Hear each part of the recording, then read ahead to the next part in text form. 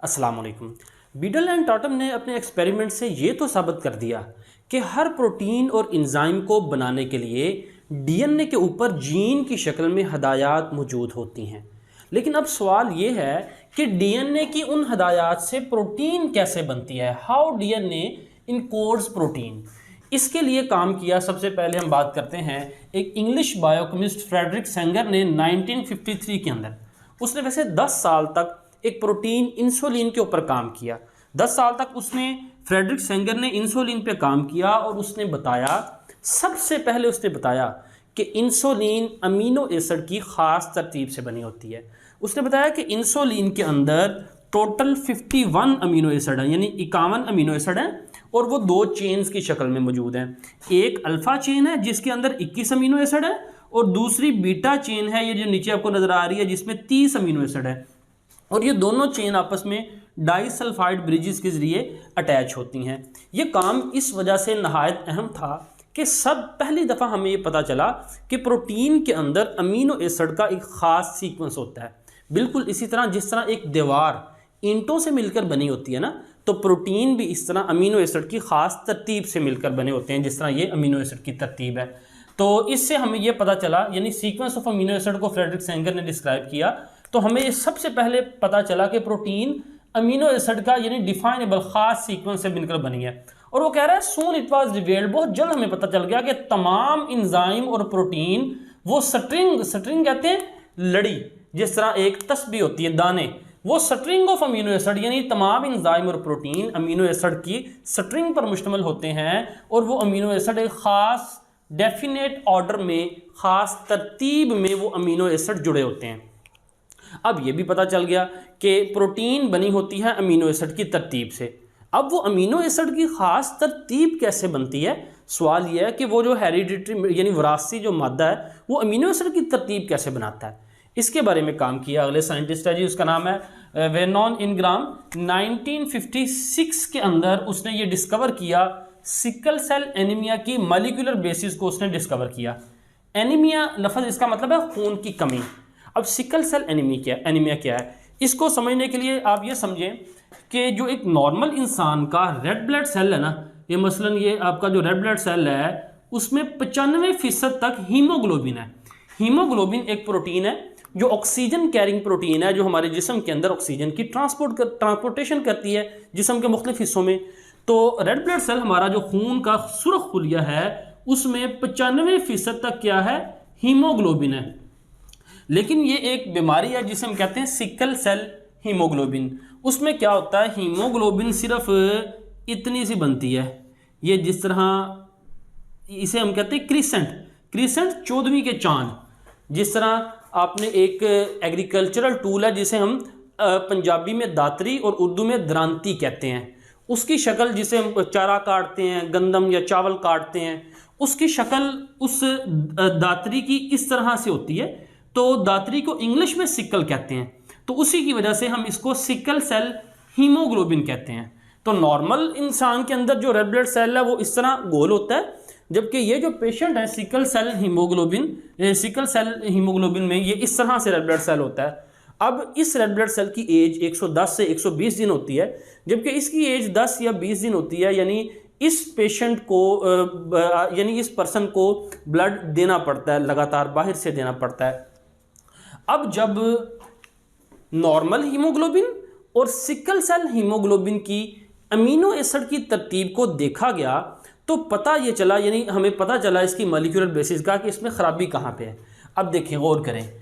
अब ये जो पहले मैं आपको बता दूं कि ये जो आपको नज़र आ रही है ना हीमोग्लोबिन, ये जो आपको मॉलिक्यूल नज़र आता है ये हीमोग्लोबिन का मॉलिक्यूल है, नॉर्मल जो हीमोग्लोबिन है। नॉर्मल हीमोग्लोबिन के अंदर दो बीटा चेन्स होती हैं, ये एक बीटा चेन और ये जो ब्लैक कलर में नज़र आ रही है और दूसरी ये ग्रीन कलर में। दो बीटा चेन होती हैं और दो अल्फ़ा चेन होती हैं, ये रेड कलर में और ये ब्लू कलर में, ये अल्फ़ा चेन है।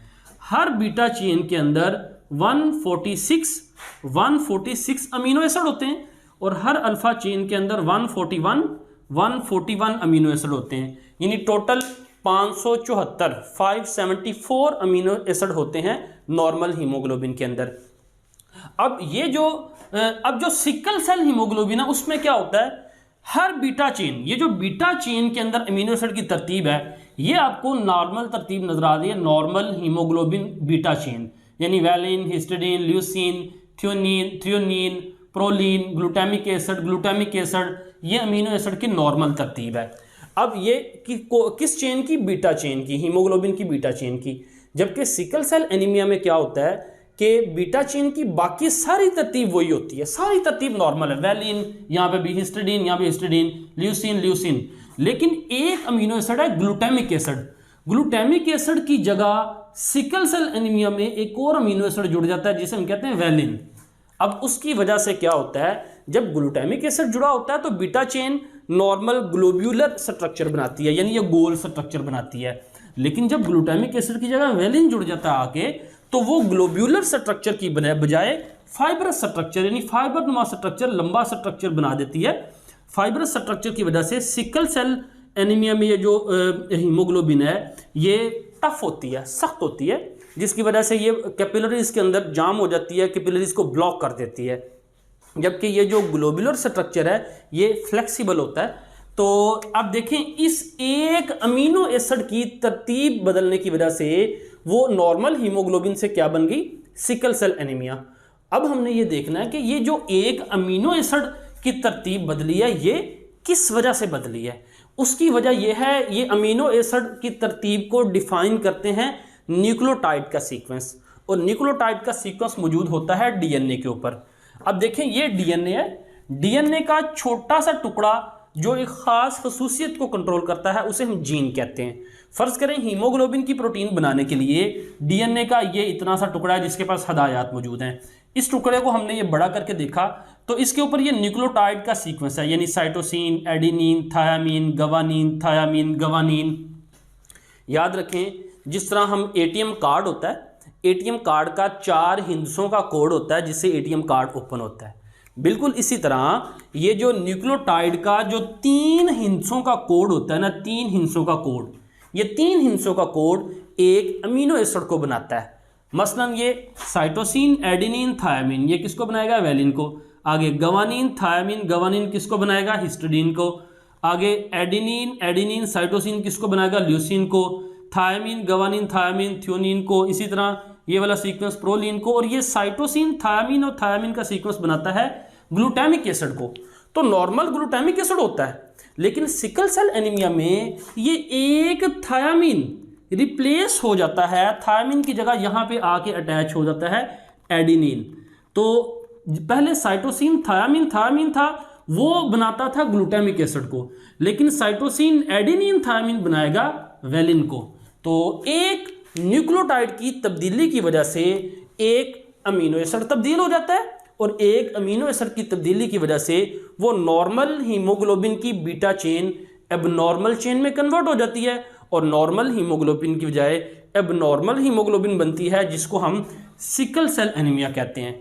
और ये sickle cell anaemia Mendelian inheritance की तरह बिहेव करती है। जिस तरह मेंडेलियन इनहेरिटेंस से मुराद हमने पढ़ा था कि पी प्लांट के अंदर आपको पता है कि ये कैपिटल टी और स्मॉल टी आ जाए तो तब भी टाल प्लांट्स होता है, और कैपिटल टी स्मॉल टी तब भी टाल प्लांट होता है। अगर मेल की तरफ से स्मॉल टी और फीमेल की तरफ से स्मॉल टी एक जनरेशन में इकट्ठा आए तो तब ड्वार्फ प्लांट होता है। बिल्कुल इसी तरह सिकल सेल हीमोग्लोबिन का जो अलील है वो रिसेसिव इनहेरिटेंस है, जब दोनों इकट्ठे आते हैं तो तब पेशेंट में सिकल सेल की जो बीमारी है वो अपीयर होती है। तो ये था। अब अच्छा, इस डिस्कवरी की वजह से, सिकल सेल एनीमिया की डिस्कवरी की वजह से हमें ये क्लियर हो गया कि हेरिडिटरी फैक्टर को कहाँ पे मौजूद है। हेरिडिटरी यानी वरासी मादा न्यूक्लियोटाइड के सीक्वेंस की शक्ल में डीएनए के ऊपर मौजूद है, यानी डीएनए के ऊपर जो न्यूक्लियोटाइड का सीक्वेंस है उसी सीक्वेंस की वजह से, या अब देखें ये डीएनए का छोटा सा हिस्सा जिसे हम जीन कहते हैं, उसके ऊपर न्यूक्लियोटाइड का खास सीक्वेंस है, और उसी सीक्वेंस की वजह से अमीनो एसिड का खास सीक्वेंस डिटरमिन होता है, और अमीनो एसिड से फिर ये फाइनली क्या बनती है? प्रोटीन, जिस तरह ये हीमोग्लोबिन प्रोटीन आपको नजर आ रही है। तो ये अब जीन की डेफिनेशन फाइनली ये हुई। जीन क्या है? Sequence of nucleotide. ये न्यूक्लियोटाइड का सीक्वेंस है that determine the sequence of protein. जो न्यूक्लियोटाइड का सीक्वेंस इस प्रोटीन के सीक्वेंस को डिटरमिन करता है, तो उस न्यूक्लियोटाइड के सीक्वेंस को हम क्या कहते हैं? जीन। हम रीडिंग कर लेते हैं जल्दी से कि इनग्राम का वर्क हमने देखा जी, उसने molecular basis of sickle cell anaemia को डिस्कवर किया।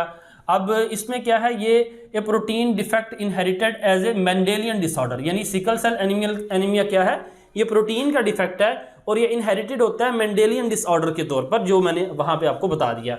Bye analysing the normal and sickle cell haemoglobin, जब हमने नॉर्मल और सिकल सेल को एनालाइज किया तो हमें पता चला cause of sickle cell anaemia. तो इसका काज क्या है, change from glutamic acid to valine.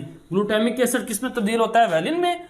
अब experiment gives evidence of unit of hereditary, यानी एक्सपेरिमेंट से हमें हेरिडिटरी के यूनिट का पता चला, वो क्या है, sickle cell anaemia and other hereditary traits, यानी सिकल सेल एनीमिया या कोई और जो ट्रेट्स हैं वो किसकी वजह से, वो ये चेंज इन प्रोटीन स्ट्रक्चर में तब्दीली की वजह से होते हैं। यहाँ पे देखें ये प्रोटीन स्ट्रक्चर, ये जो हीमोग्लोबिन बीटा चेन में प्रोटीन, ये जो हीमोग्लोबिन है ये नॉर्मल है, याद रखें ये नॉर्मल है, और जो सिकल सेल एनीमिया में होगा वो एबनॉर्मल होगी, उसमें इस तरह चारों की चारों ये दो बीटा दो अल्फा चेन नहीं बनेगी।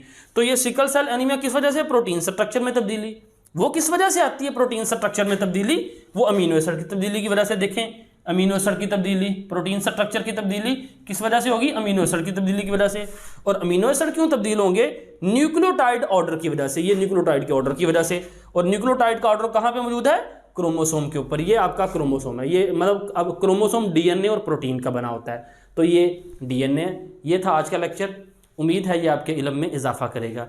यहाँ पे मैं आपको एक बात बताऊं कि इंसान की औकात कितनी सी है, कि टोटल हमारे जिस्म में 10,000 प्रोटीन है, उसमें से एक प्रोटीन हीमोग्लोबिन, और उस एक प्रोटीन के 574 अमीनो एसिड में से एक अमीनो एसिड सही काम नहीं करता। और वो एक अमीनो एसिड क्यों सही काम नहीं करता, एक न्यूक्लियोटाइड की तरतीब बदलने की वजह से। और इंसान एक एक खून के कतरे के लिए दूसरे का मुहताज होकर रह जाता है। यह है इंसान की औकात। अस्सलामु अलैकुम वरहमतुल्लाहि वबरकातुहू।